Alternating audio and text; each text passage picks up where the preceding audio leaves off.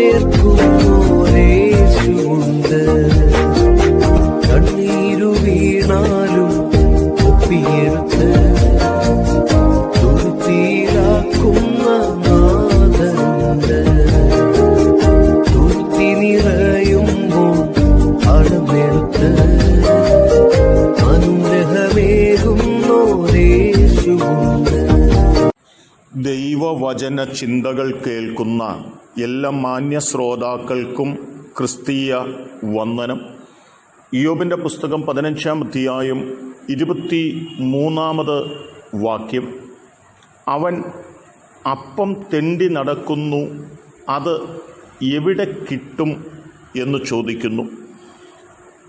ഈ വചനവും ഓർമ്മപ്പെടുത്തുന്നത് തിന്മ പ്രവർത്തിക്കുന്നവരുടെ ജീവിതത്തിലെ തകർച്ചയുടെ പശ്ചാത്തലമാണ്.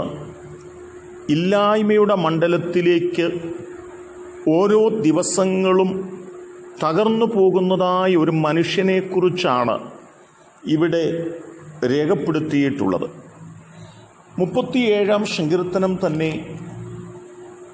20-ാമത്തെയും 21-ാമത്തെയും വാക്യങ്ങൾ നാം വായിക്കുമ്പോൾ പറയുന്നത്, ദുഷ്ടന്മാർ നശിക്കുന്നു, യഹോവയുടെ ശത്രുക്കൾ പുൽപ്പുറത്തിൻ്റെ ഭംഗി പോലെയേ ഉള്ളൂ, അവൻ ക്ഷയിച്ച് പോകും, പുക പോലെ ക്ഷയിച്ചു പോകും എന്ന് പറഞ്ഞിട്ട് 21-ാം വാക്യം വീണ്ടും പറയുകയാണ്, ദുഷ്ടൻ വായ്പ വാങ്ങുന്നു, തിരികെ കൊടുക്കുന്നില്ല എന്ന പദവുമാണ്.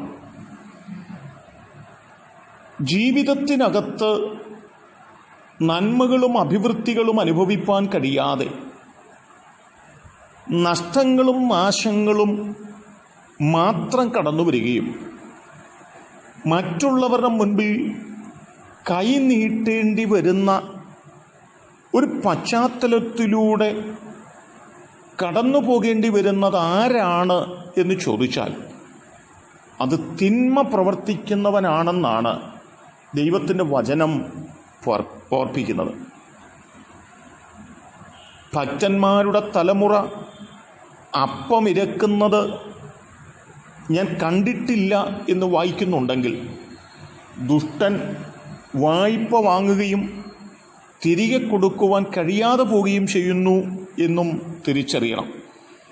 ലൂക്കോസിൻ്റെ സുവിശേഷം 15-ാം അധ്യായം 16 മുതലുള്ള വാക്യങ്ങൾ വായിക്കുമ്പോൾ, സന്തോഷത്തോടും നന്മ നിറഞ്ഞ മണ്ഡലത്തിലും അപ്പൻ്റെ വീട്ടിൽ പാർത്തിരുന്ന മകൻ തിന്മ കൈമുതലാക്കുകയും അപ്പനോട് എതിർത്തുകൊണ്ട് അപ്പൻ്റെ കയ്യിൽ നിന്ന് വാങ്ങാവുന്നതെല്ലാം വാങ്ങിക്കൊണ്ട് ഇനി ഞാൻ ശ്രേഷ്ഠനായി ജീവിക്കുമെന്ന് ചിന്തിച്ച് കടന്നുപോയി എങ്കിലും അവൻ്റെ ജീവിതത്തിൽ സകലതും നഷ്ടപ്പെട്ട് ഇല്ലായ്മയുടെയും ശൂന്യതയുടെയും മണ്ഡലത്തിലൂടെ ആ മകൻ നടന്നു നീങ്ങുന്ന ദൃശ്യം നമുക്ക് കാണുവാൻ സാധിക്കുകയാണ്.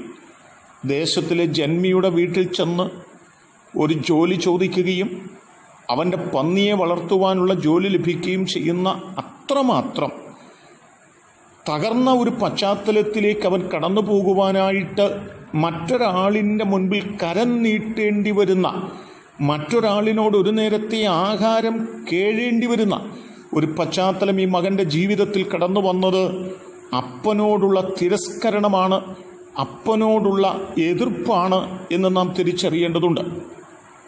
ഈ ദൈവത്തിൻ്റെ വചനങ്ങളൊക്കെ നമ്മെ ഓർമ്മപ്പെടുത്തുന്നത് എന്താണെന്ന് ചോദിച്ചാൽ, അപ്പനോടെതിർത്ത് സ്വർഗത്തോട് പാപം ചെയ്ത് തിന്മയും ദുഷ്ടതയും പ്രവർത്തിച്ചുകൊണ്ട് നാം നേട്ടങ്ങൾ കൊയ്യാമെന്ന് ചിന്തിച്ചാൽ, അല്പകാലങ്ങൾ നന്മയും ശ്രേഷ്ഠതയും നേടിയാലും പിന്നത്തേതിൽ ഇല്ലായ്മകളും നാശങ്ങളും നഷ്ടങ്ങളും കടന്നു വന്ന് നമുക്ക് മുൻപോട്ട് പോകുവാൻ കഴിയാത്ത പശ്ചാത്തലങ്ങളിൽ നാം എത്തിച്ചേരുമെന്നും തിരിച്ചറിഞ്ഞുകൊണ്ട് നാം ദുഷ്ടത പ്രവർത്തിച്ച് സ്വയം നാശത്തിലേക്ക് പോകുന്നവരായിട്ടല്ല, നാം നന്മ പ്രവർത്തിച്ച് നിത്യതയിലേക്കും സമാധാനത്തിലേക്കും പ്രവേശിക്കുന്നവരായി തീരേണ്ടതിന് നമ്മെ സമർപ്പിക്കാം. അതിന് ദൈവം നമ്മെ സഹായിക്കട്ടെ.